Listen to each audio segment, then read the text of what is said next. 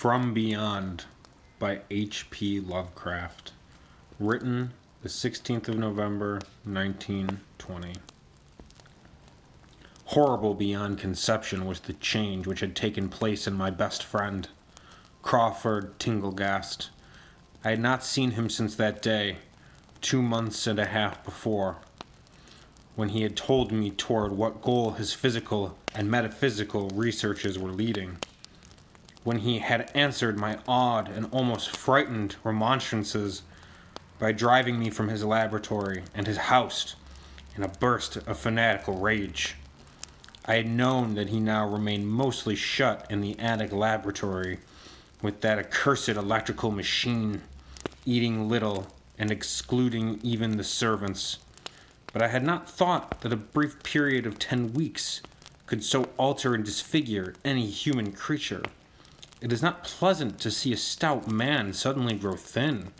It is even worse when the baggy skin becomes yellowed or grayed, the eyes sunken, circled, and uncannily glowing, the forehead veined and corrugated, and the hands tremulous and twitching. And if added to this there be a repellent unkemptness, a wild disorder of dress, a bushiness of dark hair white at the roots, and an unchecked growth of pure white beard on a face once clean-shaven, the cumulative effect is quite shocking. But such was the aspect of Crawford Tinglegast on the night of his half-coherent message brought me to his door after my weeks of exile. Such the spectre that trembled as it admitted me, candle in hand, and glanced furtively over its shoulder as if fearful of unseen things in the ancient, lonely house, set back from benevolent street. That Crawford Tinglegast should ever have studied science and philosophy was a mistake. These things should be left to the frigid and impersonal investigator, for they offer two equally tragic alternatives to the man of feeling and action: despair if he fail in his quest, and terrors unutterable and unimaginable if he succeed. Tillinghast had once been the prey of failure, solitary and melancholy, but now I knew, with nauseating fears of my own, that he was the prey of success. I had indeed warned him 10 weeks before, when he burst forth with his tale of what he felt himself about to discover.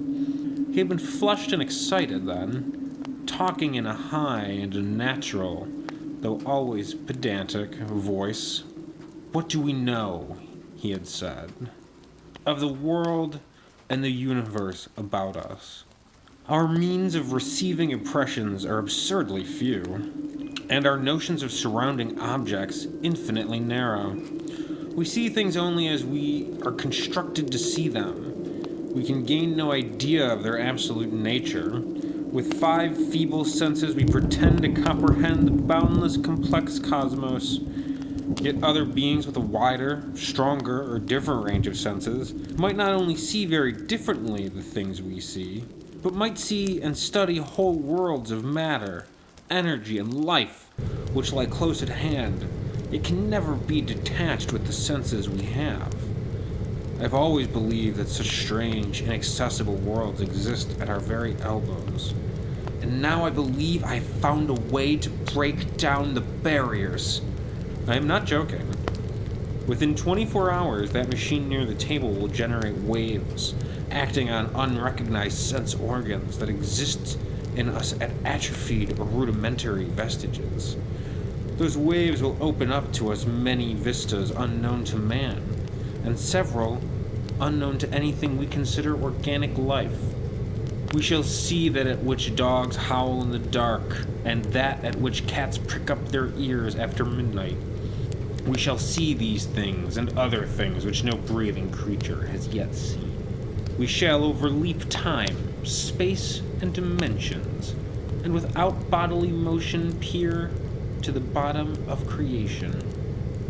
When Tillinghast said these things, I remonstrated, for I knew him well enough to be frightened rather than amused. But he was a fanatic, and drove me from the house. Now, he was no less a fanatic, but his desire to speak had conquered his resentment, and he had written me imperatively in a hand I could scarcely recognize. As I entered the abode of the friend so suddenly metamorphosed to a shivering gargoyle, I became infected with the terror which seemed stalking in all the shadows. The words and beliefs expressed 10 weeks before seemed bodied forth in the darkness beyond the small circle of candlelight, and I sickened at the hollow, altered my voice. I wished the servants were about, and did not like it when he said they had all left 3 days previously. It seemed strange that old Gregory, at least, should desert his master without telling as tried a friend as I. It was he who had given me all the information I had of Tillinghast after I was repulsed in rage. Yet I soon subordinated all my fears to my growing curiosity and fascination. Just what Crawford Tillinghast now wished of me I could only guess, but that he had some stupendous secret or discovery to impart, I could not doubt. Before I had protested at his unusual pryings into the unthinkable. Now that he had evidently succeeded to some degree, I almost shared his spirit. Terrible though the cost of victory appeared, up through the dark emptiness of the house, I followed the bobbing candle in the hand of the shaking parody-on man. The electricity seemed to be turned off, and when I asked my guide, he said it was for a definite reason. It would be too much. I would not dare. He continued to mutter. I especially noted his new habit of muttering, for it was not like him to talk to himself. He entered the laboratory in the attic, and I observed that detestable electric machine, glowing with a sickly, sinister, violet luminosity. It was connected with a powerful chemical battery, but seemed to be receiving no current, for I recalled that in its experimental stage it had sputtered and purred when in action. In reply to my question, Tillinghast mumbled that his permanent glow was not electrical in any sense that I could understand. He now seated me near the machine, so that it was on my right, and turned a switch somewhere below the crowning cluster of glass bulbs. The usual sputtering began, turned to a whine, and terminated in a drone so soft as to suggest a return to silence. Meanwhile, the luminosity increased, waned again, then assumed a pale outer color or blend of colors which I could neither place nor describe. Tillinghast had been watching me and noted my puzzled expression. "Do you know what that is?" he whispered. "That is ultraviolet." He chuckled oddly at my surprise. He thought ultraviolet was invisible, and so it is, but you can see that and many other invisible things now. Listen to me. The waves from that thing are waking 1,000 sleeping senses in us. Senses which we inherit from the eons of evolution, from the state of detached electrons to the state of organic humanity. I have seen truth, and I intend to show it to you. Do you wonder how it will seem? I will tell you. Here Tillinghast seated himself directly opposite me, blowing out his candle and staring hideously into my eyes. Your existing sense organs, ears first I think, will pick up many of the impressions, for they are closely connected with the dormant organs. Then there will be others. You have heard of the pineal gland? Laugh at the shallow endocrinologist, fellow Dupe and fellow Parnu. That gland is the great sense organ of organs. I have found out it is like sight in the end, and transmits visual pictures to the brain. If you are normal, that is the way you ought to get most of it. I mean, get most of the evidence from beyond. I looked about the immense attic room, with the sloping south wall, dimly lit by rays which the everyday eye cannot see.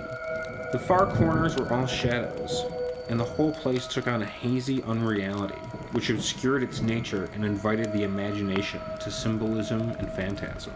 During the interval that Tillinghast was silent, I fancied myself in some vast and incredible temple of long-dead gods.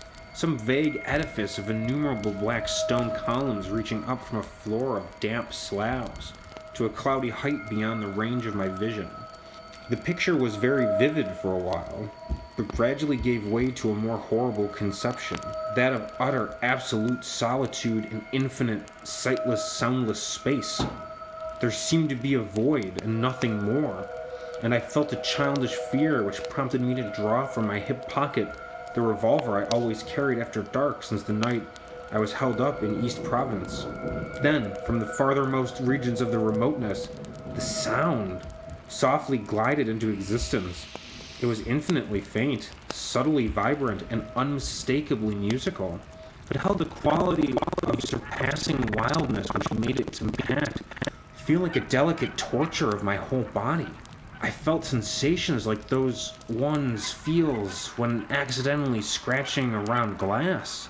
Simultaneously, there developed something like a cold drought, which apparently swept past me from the direction of the distant sound.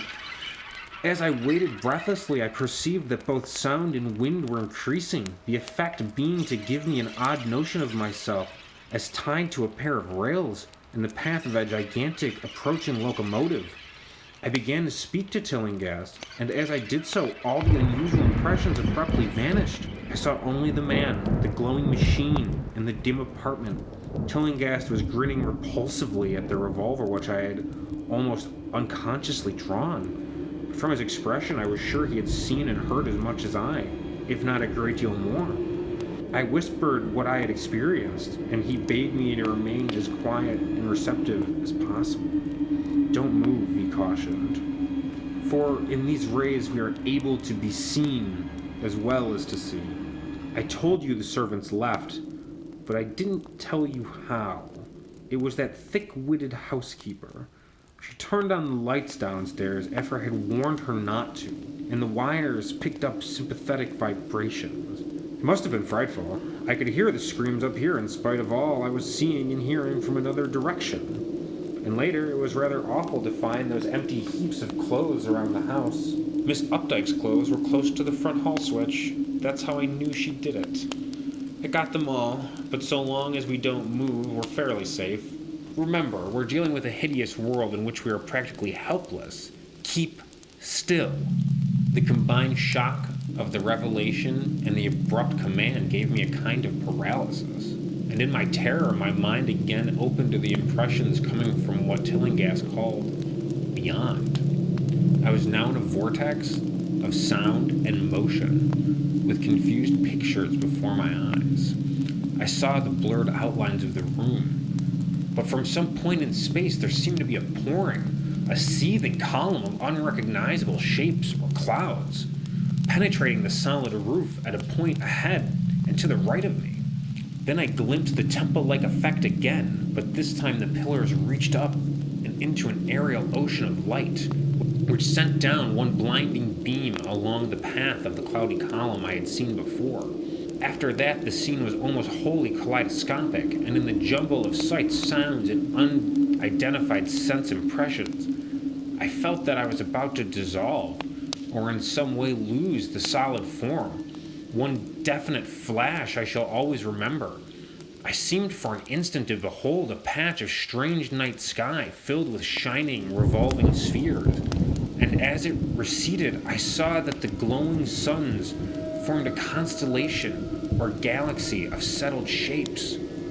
I seemed for an instant to behold a patch of strange night sky filled with shining, revolving spheres, and as it receded, I saw that the glowing suns formed a constellation or galaxy of settled shape, this shape being the distorted face of Crawford Tillinghast. At another time, I felt a huge animate thing brushing past me and occasionally walking or drifting through my supposedly solid body, and I thought I saw Tillinghast look at them as though his better trained senses could catch them visually. I recalled what he had said of the pineal gland, and wondered what he saw with this preternatural eye. Suddenly, I myself became possessed of a kind of augmented sight. Over and above the luminous and shadowy chaos arose a picture which, though vague, held the elements of consistency and permanence. It was indeed somewhat familiar, for the unusual part was superimposed upon the usual terrestrial scene, much as a cinema view may be thrown upon the painted curtain of a theater. I saw the attic laboratory, the electrical machine, and the unsightly form of Tillinghast opposite me. But of all the space unoccupied by familiar material objects, not one particle was vacant. Indescribable shapes, both alive and otherwise, were mixed in disgusting disarray. And close to every known thing were whole worlds of alien, unknown entities. It likewise seemed that all the known things entered into the composition of other unknown things, and vice versa. Foremost among the living objects were great, inky, jellyish monstrosities, which flabbily quivered in harmony with the vibrations from the machine. They were present in loathsome profusion, and I saw to my horror that they overlapped, that they were semi-fluid and capable of passing through one another and through what we know as solids. These things were never still, but seemed ever floating about in some malignant purpose. Sometimes they appeared to devour one another, the attacker launching itself at its victim and instantaneously obliterating the latter from sight. Shudderingly, I felt that I knew what had obliterated the unfortunate servants, and I could not exclude the things from my mind as I strove to observe other properties of the newly visible world that lies unseen around us. But Tillinghast had been watching me, and was speaking. "You see them? You see them?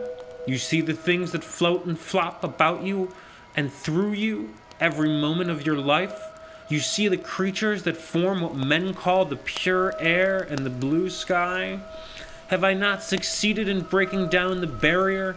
Have I not shown you the worlds that no other living men have seen?" I heard him scream through the horrible chaos, and looked at the wild face thrust so offensively close to mine. His eyes were pits of flame, and they glared at me with what I now saw was overwhelming hatred. The machine droned detestably. "You think those floundering things wiped out the servants? Fool, they are harmless. But the servants are gone, aren't they? You tried to stop me. You discouraged me when I needed every drop of encouragement I could get. You were afraid of the cosmic truth, you damned coward. But now I've got you. What swept up the servants? What made them scream so loud? Don't know, eh? You'll know soon enough. Look at me. Listen to what I say. Do you suppose there are really any such things as time and magnitude? Do you fancy there are such things as form or matter? I tell you, I have struck depths that your little brain can't picture. I have seen beyond the bounds of infinity and drawn down demons from the stars. I have harnessed the shadows that stride from the world to sow death and madness. Space belongs to me. Do you hear? Things are hunting me now. The things that devour and dissolve. But I know how to elude them. It is you they will get, as they get the servants, stirring, dear sir. I told you it was dangerous to move. I have saved you so far by telling you to keep still. Saved you to see more sights and to listen to me. If you had moved, they would have been at you long ago. Don't worry, they won't hurt you. If you had moved, they would have been at you long ago. Don't worry, they won't hurt you. They didn't hurt the servants. It was seeing that made the poor devil scream so. My pets are not pretty, for they come out of places where aesthetic standards are very different. Disintegration is quite painless, I assure you. But I want you to see them. I almost saw them, but I knew how to stop. You are not curious? I always knew you were no scientist. Trembling, eh? Trembling with anxiety to see the ultimate things I have discovered? Why don't you move then? Tired? Well, don't worry, my friend, for they are coming. Look! Look! Curse you, look! It's just over your left shoulder. What remains to be told is very brief. and may be familiar to you from the newspaper accounts. The police heard a shot in the old Tillinghast house and found us there. Tillinghast dead and me unconscious.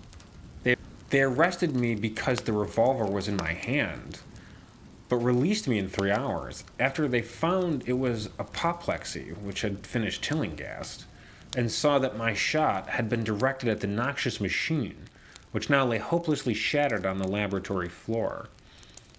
I did not tell very much of what I had seen, for I feared the coroner would be skeptical, but from the evasive outline I did give, the doctor told me that I had undoubtedly been hypnotized by the vindictive and homicidal madman. I wish I could believe that doctor. It would help my shaky nerves if I could dismiss what I now have to think of the air and the sky about and above me. I never feel alone or comfortable, and a hideous sense of pursuit sometimes comes chillingly on me when I am weary. What prevents me from believing the doctor is this one simple fact, that the police never found the bodies of those servants whom they say Crawford Tillinghast murdered. The end. This has been read by Remy Militello. I hope you enjoyed this story.